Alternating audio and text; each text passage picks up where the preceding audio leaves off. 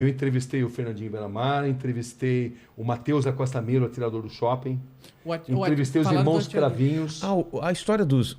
Entrevistei os canibais de Garanhuns. Isso que eu ia falar. Essa história é tão bizarra. Deixa eu bizarra. Essa história dos canibais eu tava vendo a sua entrevista. Era uma seita, né? Onde ele manipulava as mulheres. Seita era...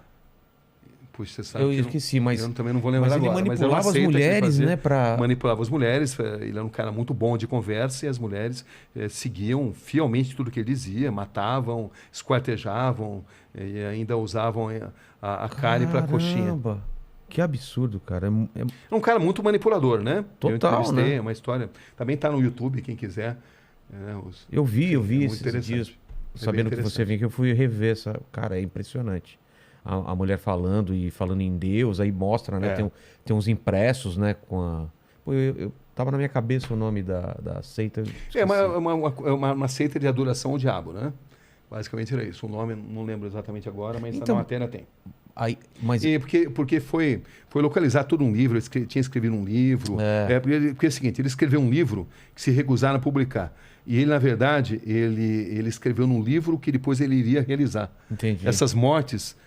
elas copiaram algo que ele escreveu nesse livro. Entendi. E o livro era a Bíblia seria péssimo, né? Mas seria o manual dessas atrocidades que foram cometidas depois. Quase profecias, né? É. E eu lembro que você deu uma entortada na mulher lá, porque você coloca ela numa situação, e se fizessem isso com a sua mãe, né?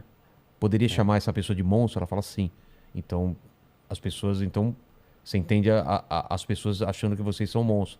E eu achei isso porque ela não percebeu que ia para esse lado a pergunta depois, né? E aí ela se dá conta, né? Quando você está nessas entrevistas, é uma guerra mental. Né? Você vê que eu não levo, como você também não, né? Eu não levo anotação. Porque você não pode perder o olho no olho. Exato. Entendeu? Porque o body language, né? A linguagem corporal. As grandes perguntas, elas nascem de respostas incompletas, aonde você às vezes muda totalmente... Ou de silêncios, né? Silêncio, pausas. Você muda totalmente o encaminhamento da entrevista mediante algo que foi contado. Mas para isso você precisa estar muito atento. E você não pode perder, você não pode baixar os olhos, senão você perde o contato com a pessoa.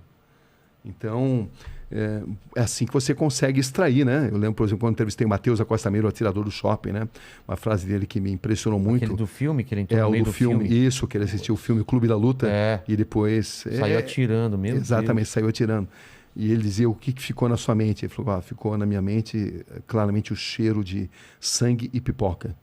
Caramba. Você vê, ele relacionava sangue e pipoca na mente dele. E nunca se arrependeu do que fez. Essa é a verdade. Psicopata não se arrepende. Porque ele pode até falar que se arrepende porque eles são inteligentes, são frios e notam que precisam falar muitas vezes o que as pessoas esperam ouvir. Entendi. Mas psicopatas não têm cura. Caramba. O Vulkslock 22, Olá Inteligência Cabrini, gostaria de saber, existe uma enorme romantização da criminalidade do perfil das pessoas que cometem crime, mas na experiência, qual a sensação e lição que tira de toda essa experiência com eles? Existe algo a ser aprendido com a mente dessas pessoas. Traumas de infância, ou não. Sempre tem um gatilho ou não? Às vezes sim, às vezes não. Não é exatamente automático. Muitos usam isso como algo para justificar o que fizeram, entendeu? Como um trauma da infância, né? Então você precisa penetrar muito nessa mente, e penetrar na mente de um psicopata é tarefa complicada, mas boa parte deles padece do bichinho, do veriatismo, da vaidade, e é quando você consegue extrair muita coisa. E eles gostam também de submeter a capacidade deles de manipular a sua capacidade de perguntar. Então, eles estão sempre tentando te manipular a perguntar o que eles querem responder. Com certeza, com certeza. É um jogo mental violento, onde você precisa ter o máximo de concentração. Senão você faz exatamente o que eles querem, né? Você faz, senão você não surpreende. E eu costumo usar muitas vezes a tática de repetir determinadas perguntas em situações diferentes para extrair respostas às vezes diferentes. Entendi. Por um deslize emocional. Até mesmo psicopatas podem ter deslizes emocionais, embora eles tenham tanta dificuldade de se relacionar com emoções. Entendi. Entendeu? Então, é algo que você vai aprendendo, né? Você vai aprendendo e você vai lendo nas pessoas, no olhar das pessoas, nos gestos que elas fazem.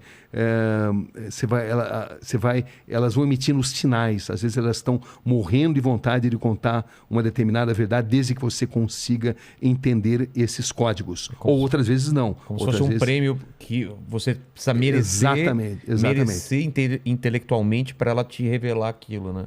Por isso que eu acredito muito em perguntas curtas e grossas, perguntas grandes demais, dão chance para a pessoa pensar no que vai responder. Entendi. Quando você está falando na sua pergunta, ela já está, vou falar isso, né? Entendi. Entendeu ou não? Então, a pergunta curta e grossa, muitas vezes, de sopetão, é uma grande arma. Mas também a maneira de entrevistar o Rogério não é a maneira de entrevistar o Mandíbula. As pessoas têm personalidades diferentes. Às vezes você precisa ser mais suave, às vezes você precisa ser mais incisivo. Isso muda. Como decidir? Experiência.